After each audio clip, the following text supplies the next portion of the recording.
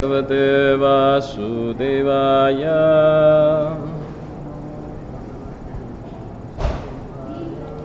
ओम नमो भगवते वासुदेवाय।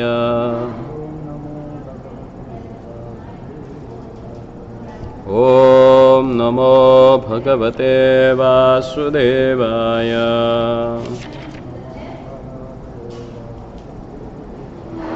ओम नमो भगवते वासुदेवाय।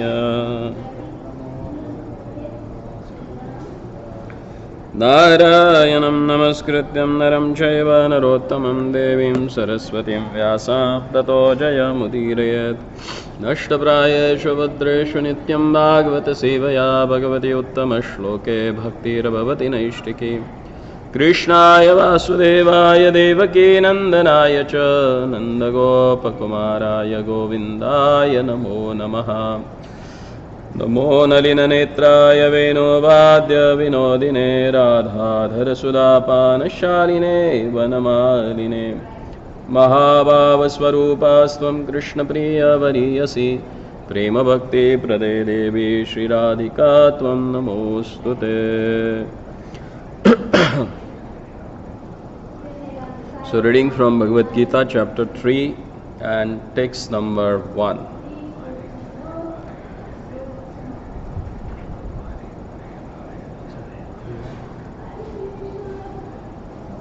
Welcome back.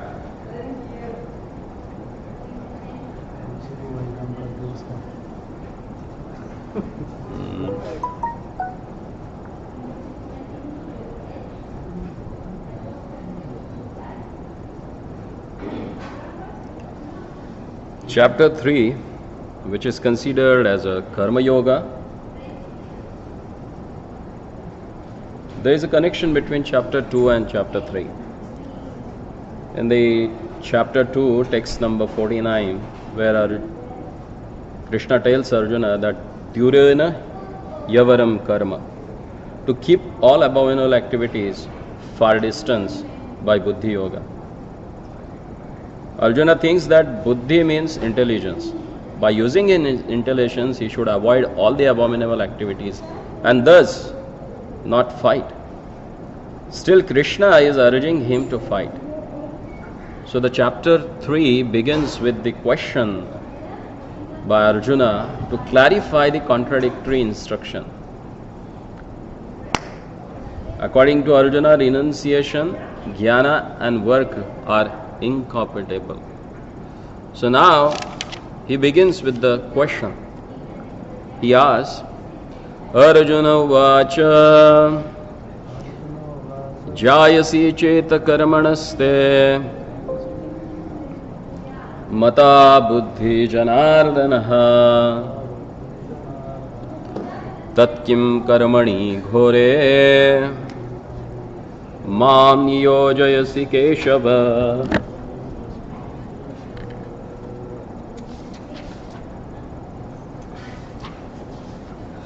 Arjuna said, O Janardana, O Keshava, why do you want to engage me in this ghastly warfare if you think that intelligence is better than the fruitive work? The personality of a Godhead, Krishna, the purport Prabhupada says,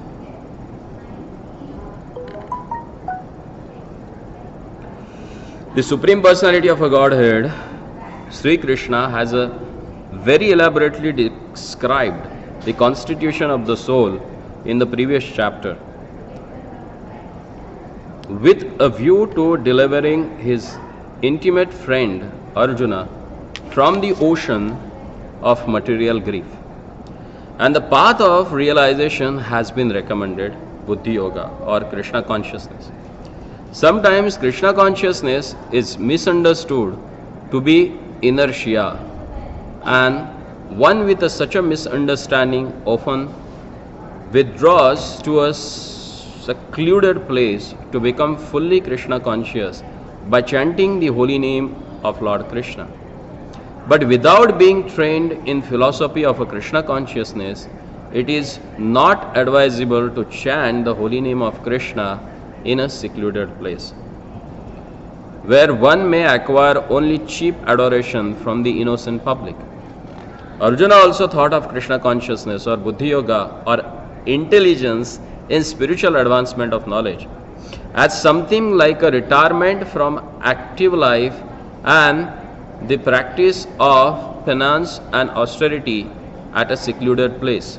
In other words, he wanted to skillfully avoid the fighting by using Krishna consciousness as an excuse.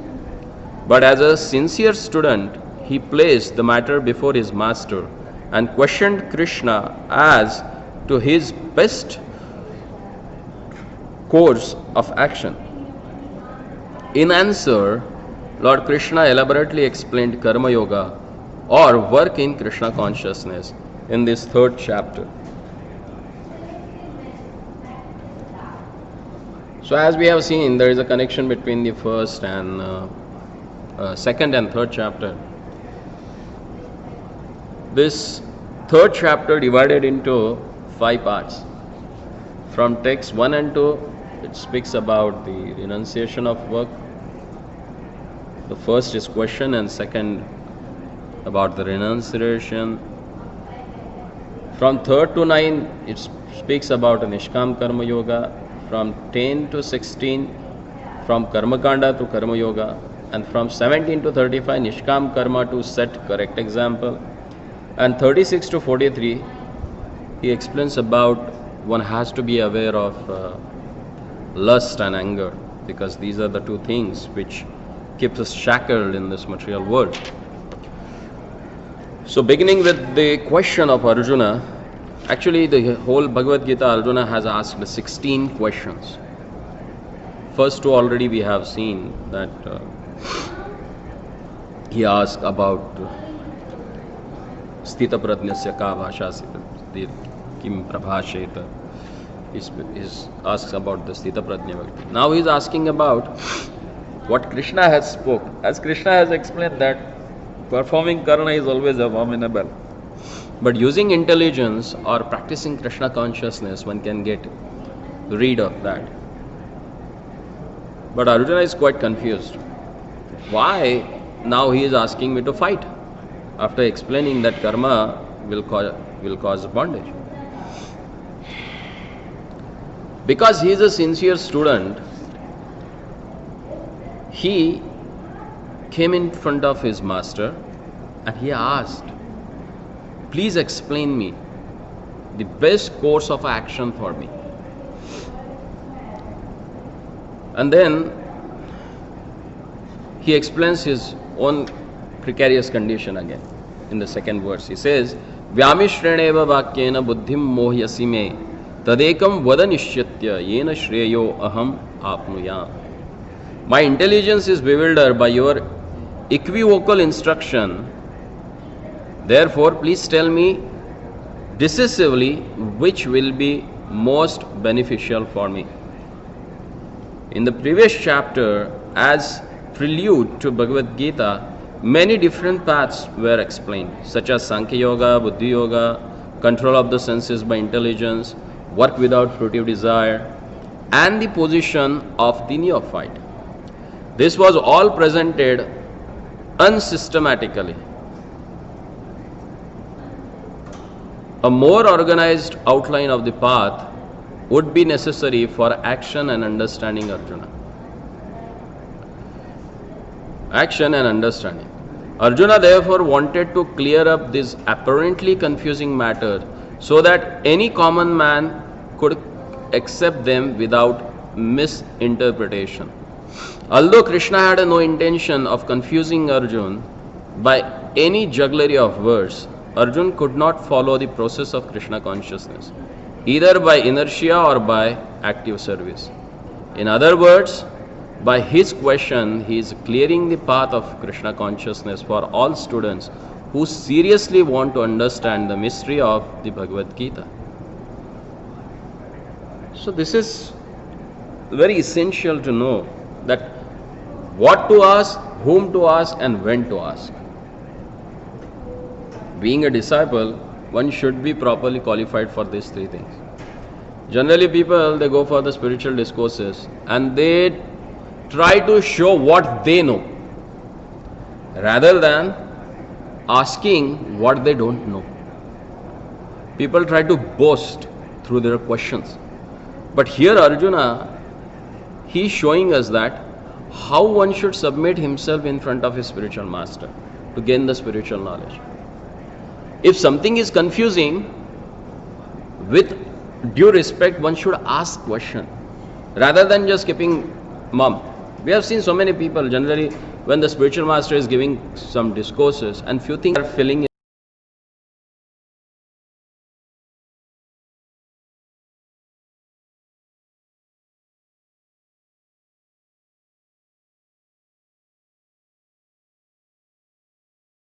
in their heart.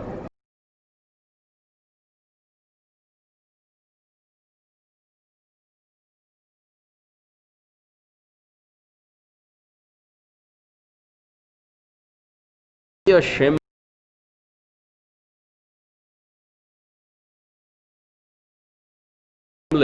when there is a question of gaining knowledge. As Chanakya Pandit says in his Niti Shastra,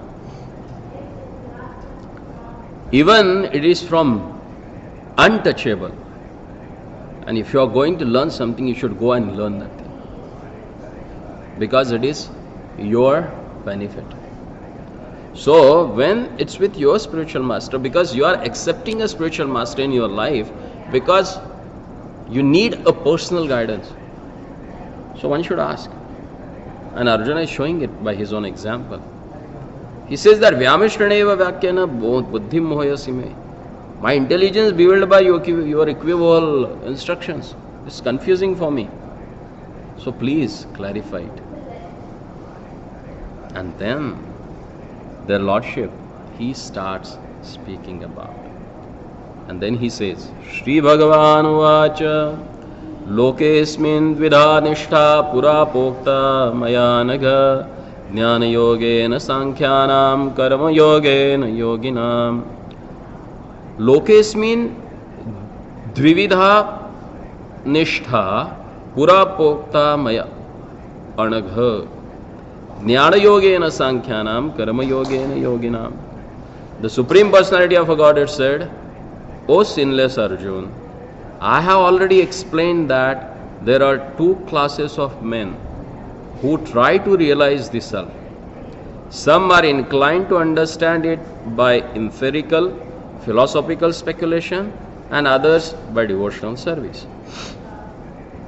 In the second chapter, text number 39, the Lord explained two kinds of procedures, Sankhya Yoga and Karma Yoga or Buddhi Yoga. In this verse, the Lord explains the same more clearly. Sankhya Yoga or analytical study of the nature of a spirit and matter is the subject matter for persons who are inclined to speculate and understand things by experimental knowledge and philosophy.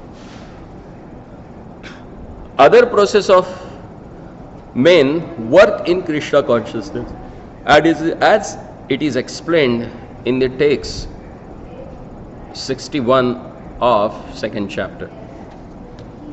The Lord has explained also in the 39th verse that by working by the principles of Buddhi Yoga or Krishna consciousness, one can be relieved from the bonds of action.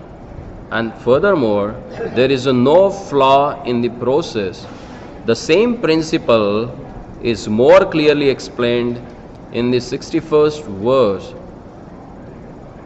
that this Buddhi Yoga is depend entirely on the Supreme, or more specifically on Krishna. And in this way, all the senses can be brought under control very easily. Therefore, both the yogas are interdependent as religion and philosophy. Religion without philosophy is sentiment or sometimes fanatism, while philosophy without religion is mental speculation. The ultimate goal is Krishna, because the philosophers who are also sincerely searching after the absolute truth come in the end to Krishna consciousness. This is also stated in Bhagavad Gita. The whole process is to understand the real position of the self in the relation to the super self. The indirect process is philosophical speculation, by which gradually one may come to the point of Krishna consciousness. And the other process is directly connecting with everything in Krishna consciousness. Of these two, the path of Krishna consciousness is better because it does not depend on purifying the senses by philosophical process. Krishna consciousness is itself the purifying process, and by the direct method of devotional service, it is simultaneously easy and sublime. So the real difference between the two things, Jnana Yoga and Karma Yoga, has explained here. Through Jnana, as Lord explains in the 39th verse, Esha eta iva ita sankhya buddhir yogyat vimam shunu buddhya yukta maya partha karmabandham prahasyasi. Thus far I have described the knowledge to you through the analytical study. Now listen as I explain in terms of working without fruitive result. O son of Path, when you act in such a knowledge, you can free yourself from the bondage of works. Sankhya means describing things in detail. So Sankhya refers to that philosophy which describes the real nature of soul and difference between matter and spirit. So Karma Yoga is considered as a Buddhi Yoga.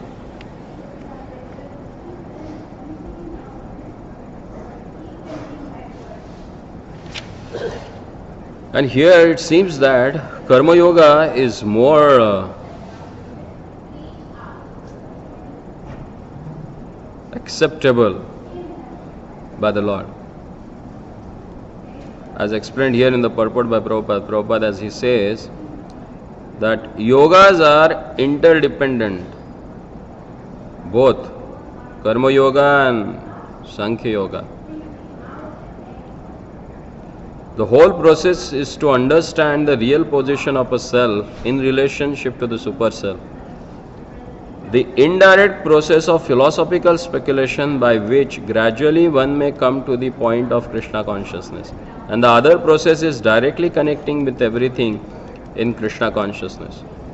Of these two, the path of Krishna consciousness is better because it does not depend on purifying the senses by philosophical process.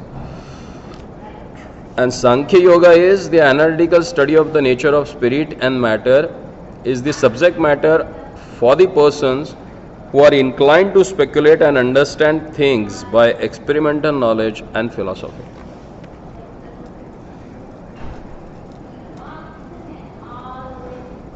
So Lord is going to explain about real Karma Yoga.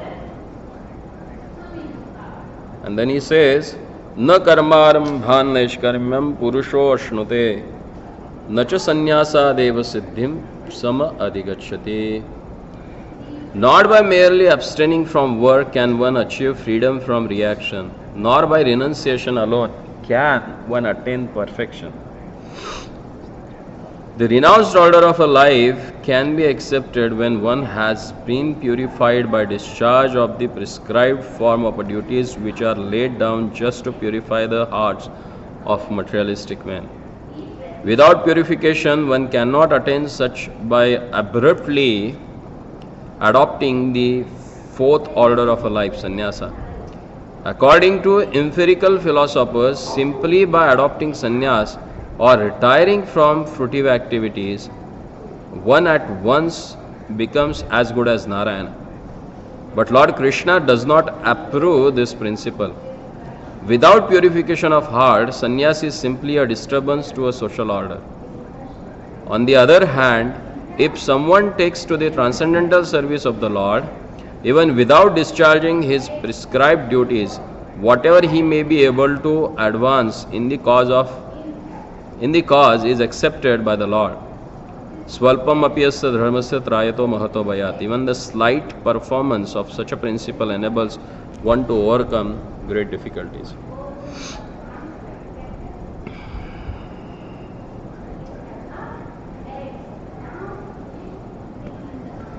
So he is clarifying the doubt of Arjuna that as Arjuna wanted to run away and wants to go to Vana and stay there, he don't want to enjoy.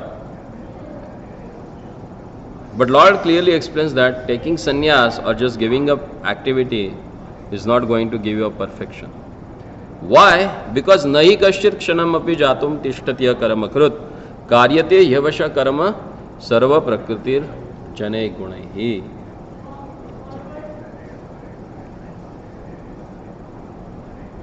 Everyone is forced to act helplessly according to the quality he has acquired from the modes of material nature.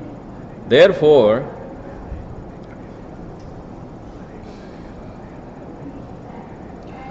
no one can refrain from doing something, not even for a moment.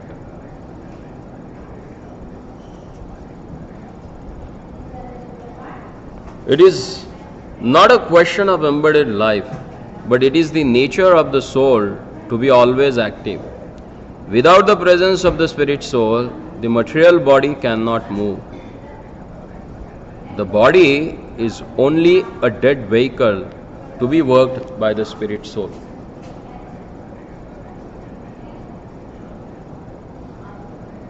It's amazing.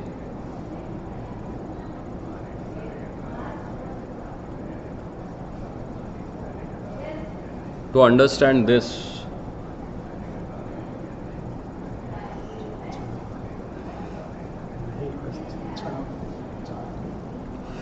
Without the presence of the spirit soul, the material body cannot move. The body is the only a dead vehicle to be worked by the spirit soul, which is always active and cannot stop even after a moment. As such, the spirit soul has to be engaged in the good work of Krishna consciousness. Otherwise, it will be engaged in the occupation dictated by illusory energy. In contact with the material energy, the spirit soul acquires material modes. And to purify the soul from such affinities, it is necessary to engage in the prescribed duties enjoined in the Shastras. But if the soul is engaged in his natural function of a Krishna consciousness, whatever he is able to do is good for him. The Srimad Bhagavatam, first canto, 5th chapter, text number 17, affirms this. Tyaktva swadharmam charanam bhujam harer bhajan apakvo athapate tato yadi yatra kva bhadram abhud amushyakim kovartha apto abhajatam swadharmatah. If someone takes to Krishna consciousness, even though he may not follow the prescribed duties in the Shastras or execute the devotional service properly, and even though he may fall down from the standard, there is no loss or evil for him. But if he carries out all the injunctions for purification in the Shastras, what does it avail him if he is not Krishna conscious? So the purificatory process is necessary for reaching this point of Krishna consciousness. Therefore, sannyas or any purificatory process is to help reach the ultimate goal of becoming Krishna conscious, without which everything is considered a failure. And now the golden verse. Karmendriyani sanyamya ya aste manasa smaran indriya arthan vimudatma mithyacharas uchyate. One who restrains the senses of action but whose mind dwells on the sense objects certainly deludes himself and is called pretender. There are many pretenders who refuses to work in Krishna consciousness but make a show of meditation.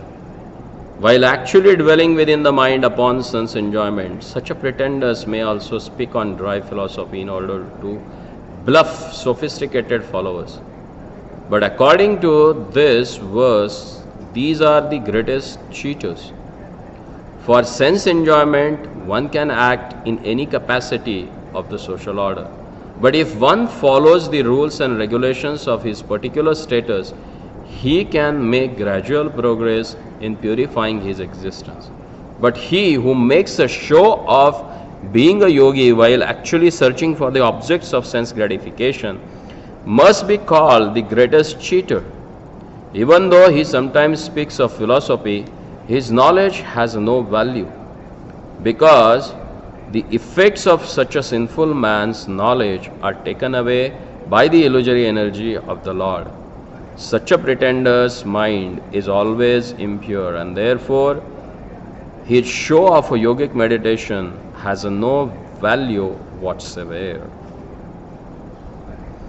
First, he is explaining that without doing any karma, no one can live, because everyone is controlled by the Prakriti, and Prakriti has its modes of nature through which everyone is controlled, and they are controlled because they are kept active through these modes of nature. And then if someone pretends to be, outwardly he may restrain his senses, but internally he thinks about the object of the senses, that person is bluffing himself, not others. He is a pretender. That's what it's explained here.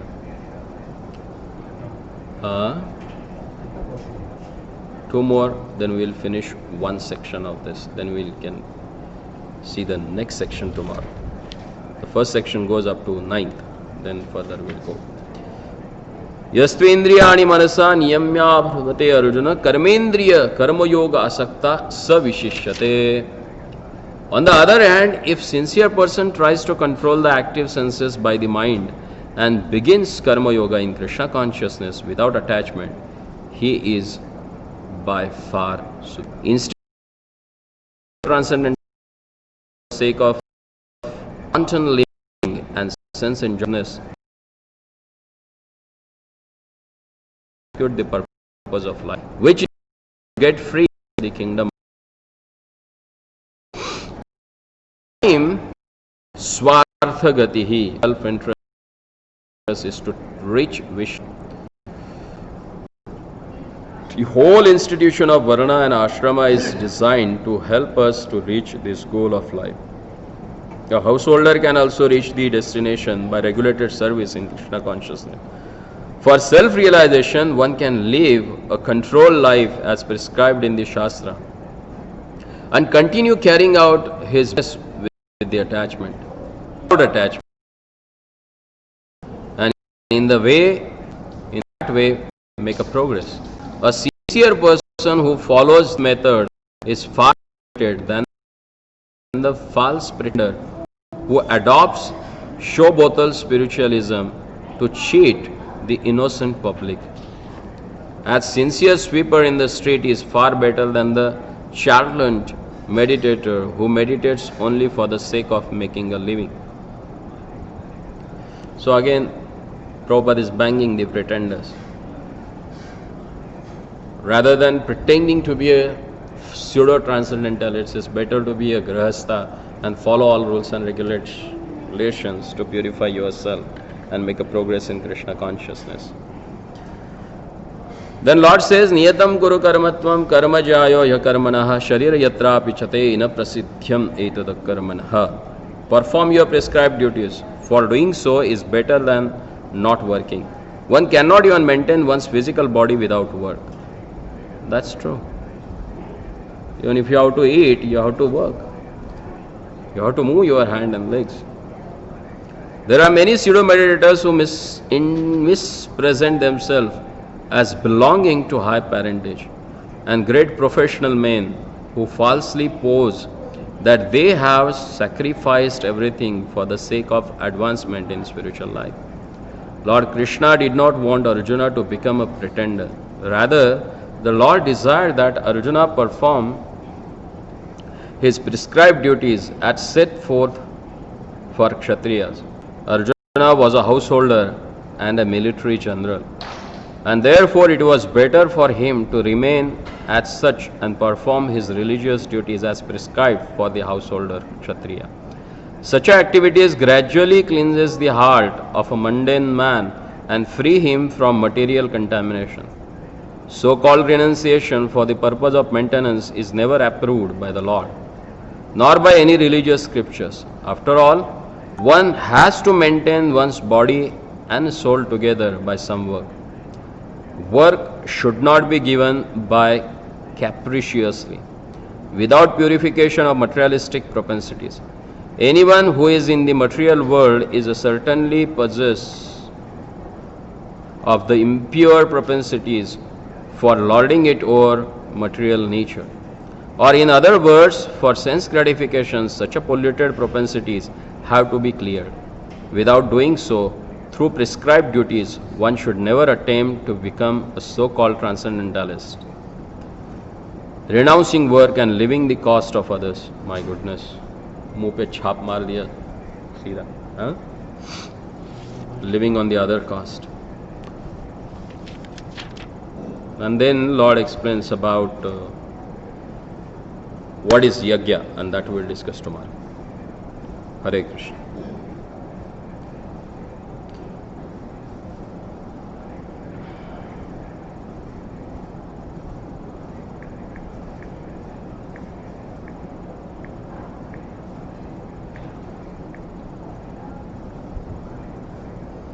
Okay. Any question, any doubt? संशयात्मा विनिश्चित काय Nayam loke na paraloke. That is 17th chapter. 7 chapter 17. संशयति विनिश्चित जरा संशय कर